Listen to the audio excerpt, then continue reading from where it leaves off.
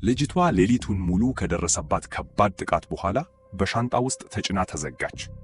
ጥቃቱን ያደረሰው ሰው ሻንጣውን ከሆቴሉ እያሽከረከረ ይዞ ወጣ። ይህን ሁሉ ያደረገውም ድርጊቱን ከዚህ በፊት ደጋግሞ የፈጸመ በሚመስል ፍጹም መረጋጋት ነበር።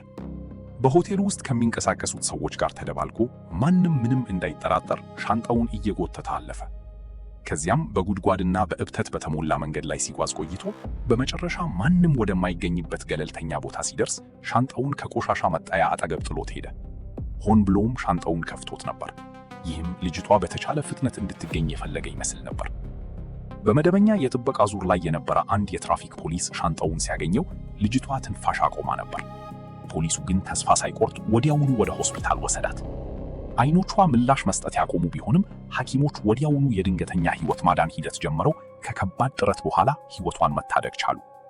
ፖሊሶች በፍጥነት ወደ ሆስፒታሏ ሲደርሱ ልጅቷ ላይ ከፍተኛ የአልኮል ጠረን ይሸት ነበር። ምርመራውም በሰውነቷ ውስጥ ከፍተኛ መጠን ያለው አደንዛዥ ዕፅ እንዳለ አረጋገጠ። አስደንጋጩ ነገር ግን ልጅቷ በቀደመው ሌሊት የደረሰባትን ጥቃት በጭራሽ አታስታውስም ነበር። ለመርማሪዎች እንደተናገረችው የመጣችው ከጎረቤት ከተማ ሲሆን በየክረምት እረፍት ጊዜዋ ባጎቷ አፓርታማ ትቆይ ነበር። በዚያች ሌሊት ከቅርብ ጓደኛዋ ጋር አንድ የትዕይንት ዝግጅት ለመመልከት አቅዳ ነበር። በጥብቅ ቤተሰብ ውስጥ ያደገች በመሆኗ ቤተሰቦቿ እንዳያውቁ በድብቅ ሜካፕ ተቀብታ ከህንፃው ከወጣች በኋላ ታክሲ ውስጥ መግባቷን ብቻ በግልጽ ታስታውሳለች።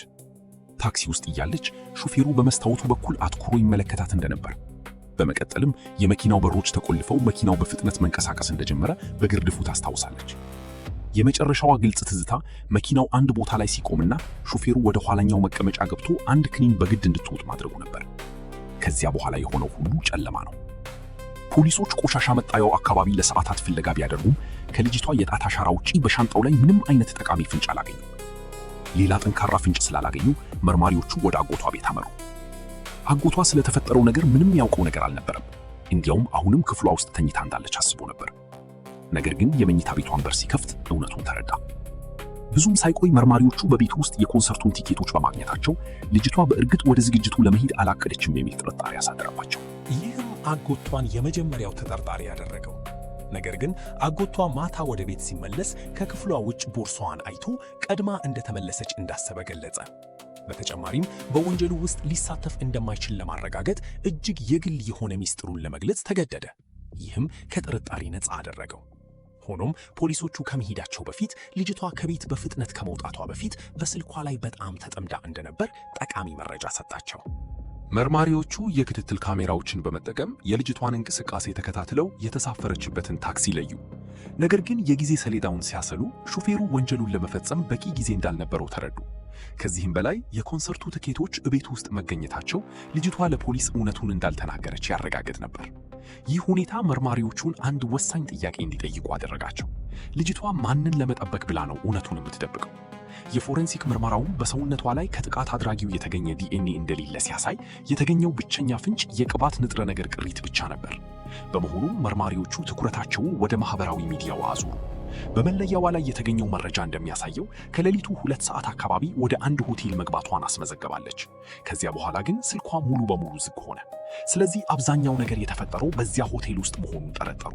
የመጨረሻዋ የማህበራዊ ሚዲያ ልጥፍም ስኮት የተባለ ታዋቂ ተዋናይን የሚያሳይ ሲሆን በዚያች ሌሊት እሱን ለማግኘት በጉጉት እንደምትጠብቅ ያሳይ ነበር። ፖሊሶቹ ወዲያውኑ ወደ ሆስፒታሉ ሲመለሱ የልጅቷ እናት ደርሳ ነበር። መርማሪዎቹ የስኮትን ስም በጠቀሱ ቅጽበት ልጅቷ በግልጽ መረበሽ ጀመረች። እናቷና መርማሪዎቹ በተደጋጋሚ ከጠየቋት በኋላ በመጨረሻ ስለ ቀደመው ሌሊት እውነቱን መግለጽ ጀመረች። ከስኮት ጋር በአንድ የአድናቂዎች ስብሰባ ላይ እንደተገናኘችና በዝግጅቱ ላይ አንድ ኮክቴል መጠጣት ብቻ እንደምታስታውስ ገለጸች። ከዚያ በኋላ ያለው ትዝታዋ ሙሉ በሙሉ ግራ የተጋባ ሲሆን ቀጥሎ ያወቀችው ሆስፒታል አልጋ ላይ መሆኗን ነው። በዚህ ጊዜ መርማሪዎቹ አንድ እጅግ አስደንጋጭ እውነታ አወቁ። ልጅቷ ገና የ15 ዓመት ታዳጊ ነበረች። ይህም የምርመራውን አቅጣጫ ሙሉ በሙሉ ቀየረው። መርማሪዎቹ ወዲያውኑ ስኮትን ጠየቁት። የልጅቷን ፎቶ ካየ በኋላ ከሷ ጋር እንደተገናኘ ቢያምንም ስለ መጠጦቹ ግን ብዙ አድናቂዎች ተመሳሳይ ኮክቴል ስለተሰጣቸው ተጠያቂዎቹ የዝግጅቱ አዘጋጆች እንደሆኑ ገለጸ። ከአድናቂዎቹ ጋር መገናኘት እንደሚወድ ነገር ግን ከማንም ጋር ያልተገባ ግንኙነት እንደማያደርግ አጥብቆ ተከራከረ። ልጅቷ በጣም ስትደክም በቪአይፒ መቀመጫ ቦታ ውስጥ ብቻዋን ጥሏት እንደሄደም አከለ። የራሱን ታሪክ ለማረጋገጥም ፖሊሶቹ ሊያነጋግሩት የሚችሉትን የአንድ ጓደኛውን ስልክ ቁጥር ሰጣቸው። በዚህ ጊዜ የስኮት ማናጀር ወደ ክፍሉ ገብታ ፖሊሶቹ ስኮትን ለመክሰስ በቂ ማስረጃ እንደሌላቸው በመግለጽ ቃለ መጠይቁን አቋረጠችው። የስኮትን ታሪክ ለማረጋገጥ መርማሪዎቹ ወደ ሆቴሉ ሄደው የክትትል ካሜራ ቪዲዮውን ለማግኘት ሞከሩ። ነገር ግን የሆቴሉ ማናጀር እጅግ ተደናግጦ ነበር። ምክንያቱም ራሱን የፖሊስ አባል ነኝ ብሎ የገለጸ ሌላ ሰው ቀድሞውኑ ቪዲዮውን ወስዶት ሄዶ ነበር። ፖሊሶቹ ምንም ሳያገኙ ቢወጡም ስኮት በምርመራው መሃል የሚያሳየውን እብሪት ሲመለከቱ በጉዳዩ ውስጥ እጁ እንዳለበት ይበልጥ ተጠራጠሩ። ሆቴሉ የሐሰተኛውን ፖሊስ የሚያሳይ ቪዲዮ ቢሰጣቸውም ሰውንየውን መለየት ግን ጊዜ የሚጠይቅ ነበር።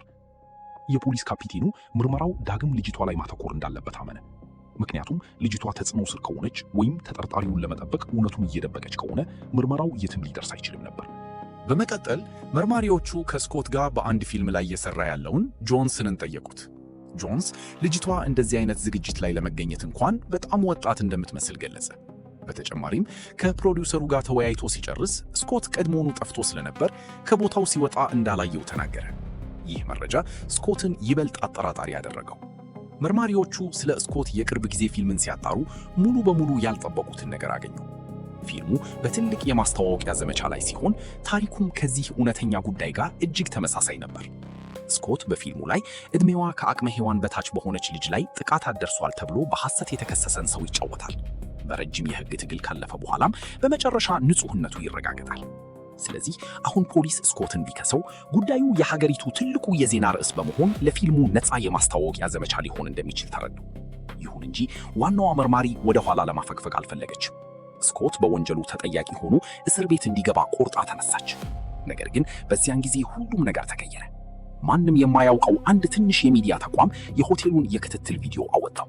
ቪዲዮው ስኮትና ልጅቷ በሆቴሉ ውስጥ በቅርበት ሲንቀሳቀሱ ያሳያል።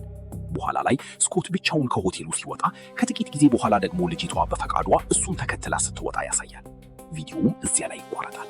ይህ ዜና በአንድ ጊዜ ሲቀጣጠል ስኮት በሚዲያው አደገኛ ሰው ተብሎ መፈረጅ ጀመረ። ፖሊሶቹም የክትትል ቪዲዮውን የሰረቀውና ራሱን እንደ ፖሊስ አስመስሎ የተጠቀመው ማን እንደሆነ በመጨረሻ ተረዱ። ስኮትም በቀጥታ በፊልም ማሳያ ቦታው ላይ ተያዘ። አስገራሚው ነገር ግን ምንም የተደናገጠ አይመስልም ነበር። እንዲያውም ለመያዙ የጓጓ ይመስል ነበር። ፖሊሶቹ ገና በቂ ማስረጃ ባይኖራቸውም በይፋ ስኮትን ዋና ተጠርጣሪያቸው አደረጉት። በሆቴሉ ክፍሉ ውስጥ መርማሪዎቹ ከፍተኛ መጠን ያላቸውን የእንቅልፍ ክኒኖች አገኙ። እነዚህም በልጅቷ ደም ውስጥ ከተገኙት ንጥረ ነገሮች ጋር ተመሳሳይ ነበሩ። በተጨማሪም በሕክምና ምርመራዋ ወቅት ከተገኙት ንጥረ ነገሮች ጋር ተመሳሳይ ቅሪት ያለበት ያገለገለ ኮንዶም አገኙ። ማስረጃው ቢቀርብለትም ስኮት ማንንም እንዳልጎዳ አጥብቆ አስተባበለ። ልጅቷን ወደ ክፍሉ እንደጋበዛት ቢያምንም ዕድሜዋ ለዚያ እንደማይደርስ ባወቀ ጊዜ ግን እንደመለሳት ተናገረ። የተቀረው የክትትል ቪዲዮ ክፍል ልጅቷ ከሆቴሉ እንደወጣች በግልጽ እንደሚያሳይ ጠቅሶ ፖሊሶቹ ለምን እንደሚከሱት እንዳልገባው ገለጸ። እሱ ግን ያላወቀው ነገር ቢኖር መርማሪዎቹ የተመለከቱት የቪዲዮውን የመጀመሪያ ክፍል ብቻ መሆኑን ነበር። ያም ሆኖ መርማሪዎቹ አሁንም ስኮት ተጠያቂ እንደሆነ አምነው ነበር። አንደኛው መርማሪ ዳኞች ጥፋተኛ መሆኑን ካመኑ ማስረጃ ብቻውን ወሳኝ እንዳልሆነ ያምን ነበር። በመጨረሻ ስኮት ተስፋ ቆርጦ አንድ ትልቅ ሚስጥር ለመግለጽ ተስማማ። ነገር ግን የሚናገረው ነገር ሙሉ በሙሉ ሚስጥር ሆኖ እንዲቆይ ቅድመ ሁኔታ አስቀመጠ። በዚያች ሌሊት በቅርቡ በሚሰራበት ፊልም ውስጥ ዋና ተዋናይ የሆነች ሌላ ሴት በሆቴሉ ክፍል ውስጥ እንደነበረችና እሱ የሚናገረውን ሁሉ ማረጋገጥ እንደምትችል ገለጸ። ችግሩ ግን ያቺ ሴት የፊልሙ ዳይሬክተር ሚስት ነበረች። ይህ ግንኙነት ለሕዝብ ቢጋለጥ ኖሮ በፊልሙ ላይ የተሳተፉ ብዙ ሰዎች ስራቸውን ያጡ ነበር። መርማሪዎቹ እሷን ለመጠየቅ ሲሞክሩ ቀድሞውኑ ወደ ፓሪስ በረራ ማድረጓን ተረዱ። ስኮት እውነቱን ለምን ደብቆ እንደቆየም አሁን ገባቸው። በዚያን ጊዜ የስኮት ማናጀር በፍጥነት በመግባት ንግግሩን አቋረጠችው። ጠበቃው እስኪመጣ ድረስም ምንም ተጨማሪ ነገር እንዳይናገር አስጠነቀቀችው። ከዚያ በኋላ ፖሊሶቹ ማስረጃው አሁንም ስኮትን ለመክሰስ በቂ እንዳልሆነ አመኑ። ክሱን ለማሸነፍ ብቸኛው መንገድ ልጅቷ በፍርድ ቤት ቀርባ ምስክር እንድትሆን ማድረግ ነበር። ነገር ግን መርማሪዎቹ ልጅቷን እንደገና ሲጠይቋት ታሪኳን ሙሉ በሙሉ ቀይራ አቀረበችው። ስኮት በፍጹም እንዳልጎዳትና በመካከላቸው የተፈጠረው ነገር ሁሉ በፈቃዷ እንደነበር አጥብቃ ተናገረች። ወደ ክፍሉ በራሷ ፈቃድ መሄዷ ለእሱ ያላትን ጥልቅ ፍቅር የሚያሳይ እንደሆነ አስረዳች። ስኮትን ከልጅነቷ ጀምሮ ታደንቀው እንደነበርና ከእሱ ጋር እንዲህ ያለ ነገር እንዲፈጠር ለረጅም ጊዜ ስትመኝ እንደነበረ ገለጸች።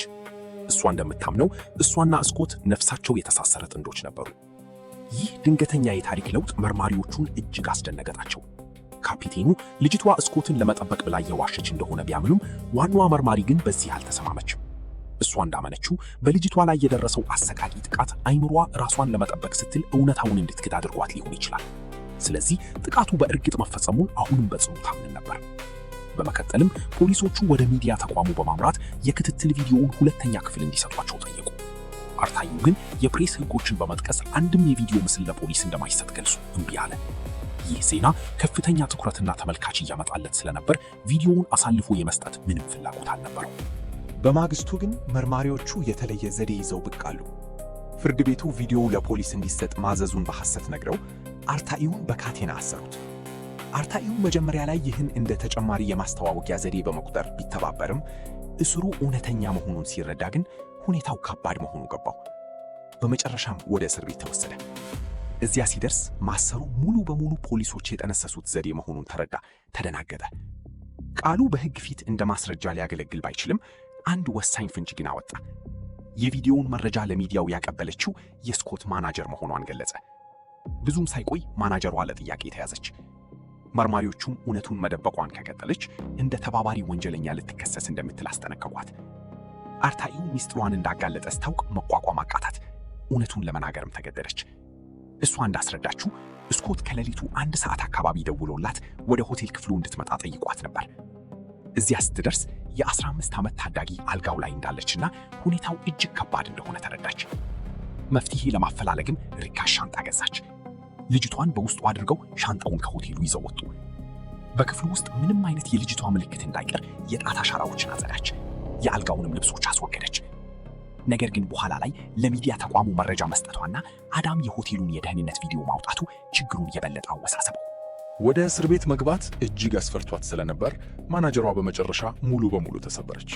ስኮት ከእስር ከተፈታ ብዙም ሳይቆይ መርማሪዎቹ እንደገና ያዙት። በዚህ ጊዜ ስኮት በይፋ በከባድ ወንጀል ተከሰሰ። ሆኖም አሁንም እንደተወነጀለና ሰዎች ሆን ብሎ እንደጠመዱት አጥብቆ መናገሩን አላቆመም። መርማሪዎቹ ጉዳዩ በመጨረሻ ተፈታ ብለው ሲያስቡ ልጅቷ ከእናቷ ጋር ወደ ፖሊስ ጣቢያ መጣች። ስኮት ለምን ደጋግሞ እንደሚያስሩት ጠይቃ እሱ በፍጹም እንዳልጎዳት በድጋሚ አረጋገጠች። መርማሪዋ የስኮት ማናጀር ራሷ በእሱ ላይ ማስረጃ እንደሰጠች ስትነግራት፣ ልጅቷ ግን ማናጀሯ እየዋሸች እንደሆነ ወዲያውኑ ገለጸች። በጣም የምትደንቀው ሰው ባልፈጸመው ወንጀል ተከሶ እስር ቤት እንዲገባ የማየት ሐሳብ መቀበል አቃታት። በመጨረሻ ልጅቷ ሙሉውን እውነት ለመናገር ወሰነች። እሷና ስኮት በፍጹም አብረው እንዳልተኙ ገለጸች። በዝግጅቱ ላይ ጥቂት መጠጦችን ብቻ አብረው እንደጠጡና ስኮት ዕድሜዋ ለእሱ እንደማይደርስ ባወቀበት ቅጽበት ከእሷ ርቆ እንደሄደ አስረዳች። ልጅቷ ግን ስኮትን በጣም ታደንቀው ስለነበር እሱን ተከትላ ወደ ክፍሉ ሄደች። እዚያ ግን ሌላ ሴት በክፍሉ ውስጥ እንዳለች አየች። በዚህ ልቧ ተሰብሮ በኮሪደሩ ላይ ብቻዋን እያለቀሰች ቆየች። በዚያን ጊዜ በአጠገብ ያለው ክፍል ውስጥ የነበረው ጆንስ አገኛት። ሁለቱም አብረው በጣም ብዙ መጠጥ ጠጡ። ከዚያም ጆንስ ልጅቷ ሳታውቅ የእንቅልፍ መድኃኒት በመጠጡ ውስጥ ጨመረው። ከዚያ በኋላ ሊፈጸም የማይገባው አስከፊ ነገር ተፈጸመ። ልጅቷ ቀጥሎ የሆነውን በግልጽ ማስታወስ አልቻለችም። እንደገና ስትነቃ ግን በሆስፒታል አልጋ ላይ ነበረች። መርማሪዎቹ ከመጀመሪያው ጀምሮ ለምን ጆንስ እንደነበር እንዳልነገረቻቸው ጠየቋት። እሷም ሌላ ሰው እንዳለበት ማወቋን ስኮት እንዲያውቅባት ስላልፈለገች እውነቱን እንደደበቀች አስረዳች። ስኮት ይህንን ቢያውቅ ኖሮ ፈጽሞ ይቅር እንደማይላት ታውቅ ነበር። የልጅቷ እውነተኛ ምስክርነት በዚያ ያሉትን ሁሉ ንግግር አሳጣቸው። በመጨረሻ የጉዳዩ እውነት ግልጽ ሆነ። ነገር ግን አንድ ትልቅ ጥያቄ ቀረ። የስኮት ማናጀር ለምን ለጆንስ ስትል እስር ቤት ለመግባት ድረስ ራሷን አሳልፋ ሰጠች? ፖሊሶቹ ብዙም ሳይቆይ ማናጀሯንና ጆንስን አገኟቸው። ሁለቱም ወደ ቀጣዩ የፊልም ቀረጻ ቦታ ለመሄድ የአውሮፕላን ቲኬት አስይዘው ነበር። ከዚያ በኋላ እውነቱ ሙሉ በሙሉ ወጣ። የስኮት ማናጀርና ጆንስ ለረጅም ጊዜ በሚስጥር የፍቅር ግንኙነት ውስጥ ነበሩ። ስለዚህ በዚያች ሌሊት ጆንስ የት እንደነበር መርማሪዎቹ ሲጠይቋቸው ሁለቱም እርስ በርሳቸው ለመሸፋፈን ሞክረው ነበር። ዋናዋ መርማሪ ግን ሌላ ዘዴ ተጠቀመች። ፖሊሶቹ የጠፋውን የክትትል ቪዲዮ ሁለተኛ ክፍል እንዳገኙት ለጆንስ በሐሰት ነገረችው። ይህን ሲሰማ ጆንስ ወዲያውኑ ደነገጠ። ቀሪውን ሕይወቱን በእስር ቤት ማሳለፍ እንደማይፈልግ በመግለጽ ማናጀሯ ኃላፊነቱን እንድትወስድለት ይማጸናት ጀመር። ማናጀሯ በጆንስ ላይ ባላት ስሜት ተታላ ሁሉንም ተጠያቂነት ብቻዋን ለመውሰድ ሞክራ ነበር። በዚህ ጊዜ ግን የጆንስን እውነተኛ ማንነት ስትረዳ መርማሪዎቹን ማታለሏን አቆመች። በመጨረሻ ሁለቱም ለፈጸሙት ወንጀል የሚገባቸውን ቅጣት ተቀበሉ። ስኮትም ከቀረቡባቸው ክሶች በሙሉ በመጨረሻ ነፃ ሆነ። በዚህም መልኩ እውነቱ ተገለጠ። በመጀመሪያ ዋና ተጠርጣሪ የነበረው ስኮት ንጹሕ ሆኖ ሲገኝ፣ እውነተኛው ተጠያቂ ግን ከራሱ ጥቅም አኳያ ለሌላ ሰው ሲል ሁሉንም ነገር የሸፈነው ጆንስ ሆኖ ተገኘ።